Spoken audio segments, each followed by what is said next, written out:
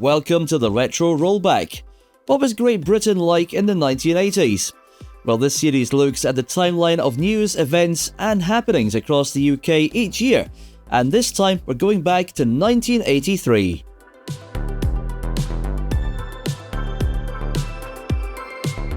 It was a good start to the year for the nation's children, as they got their own mini TV channel in January.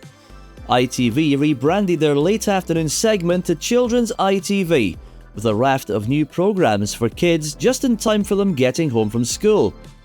New programmes included Alphabet Zoo and He-Man.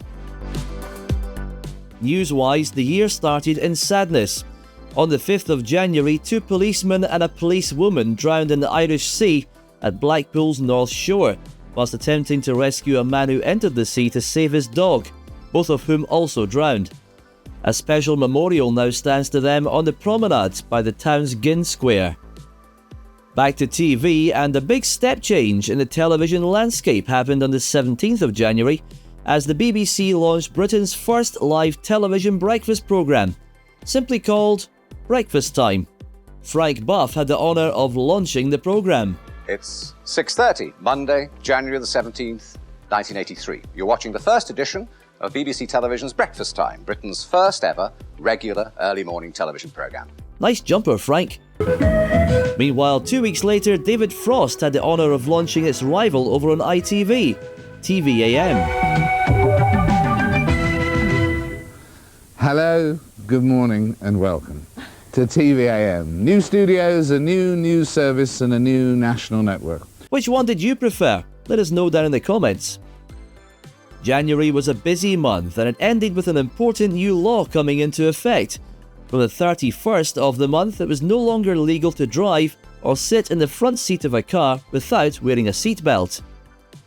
Government public service announcements were aplenty on TV, radio and in the newspapers at the time, as the campaign to enforce the new law escalated. One of the UK's most notorious serial killers was arrested in February after the discovery of dismembered human remains were found at a block of flats in London's Muswell Hill.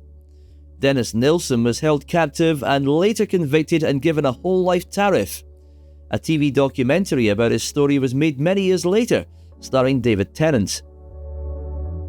In the 1980 episode of this series, we covered the launch of the Austin Metro car.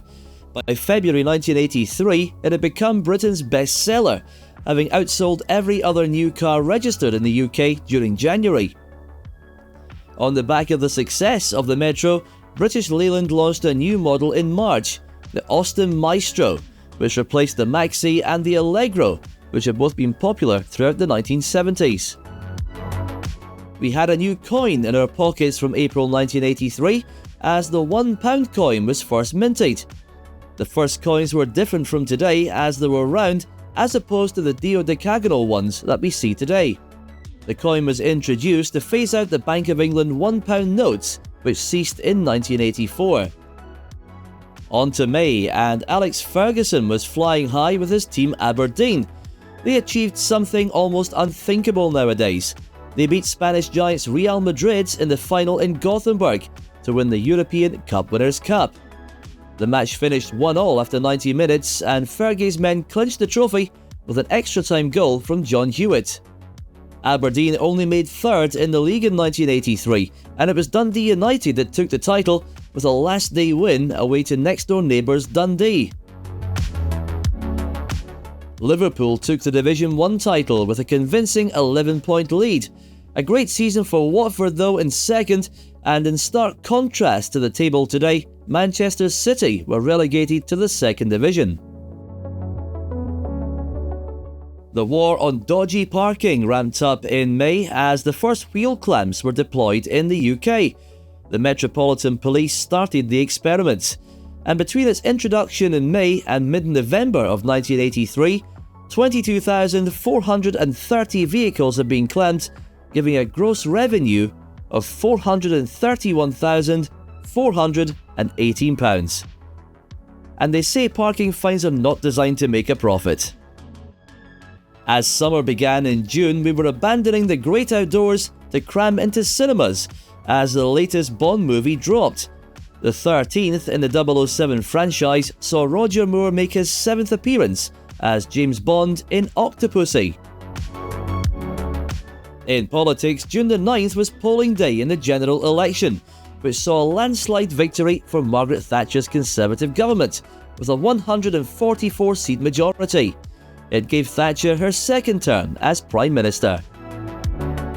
An iconic British TV show made its debut in June, the historical sitcom Blackadder, which made household names of Rowan Atkinson, Tony Robinson, Stephen Fry and Hugh Laurie. Now, all through this series, we're taking a break halfway through from the headlines to see how much things cost. So before we head into July, let's take a look at some prices from 1983.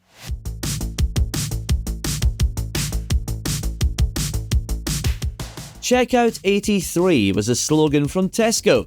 A packet of washing powder was £1.99, a tin of peas 11.5 pence, and a 4-pack of lager was £1.39. For the tech heads, a new Seisho car stereo from Dixon's would have set you back £9.99. Top of the range stuff. As we started August, new cars had a slightly new look, as the configuration of UK registration plates had changed. No longer was the year of registration letter at the end of the plate, it was now at the beginning, as the new A-Reg cars started hitting Britain's roads. To November now, and the first United States cruise missiles arrived at the RAF Grenham Common base in Berkshire, amid mass protests from peace campaigners at the Grenham Common Women's Peace Camp.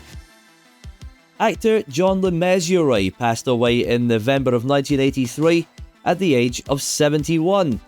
John, famous for his laid-back style, was best known as the suave but largely ineffectual Sergeant Wilson in the BBC sitcom Dad's Army. He lived an unusual and well-documented personal life away from the limelight. At the end of the month, a large-scale, high-value robbery took place. 6,800 gold bars worth nearly £26 million were taken from the Brinks Mat vaults at Heathrow Airport. Only a fraction of the gold was ever recovered, and only 2 men were ever convicted of the crime.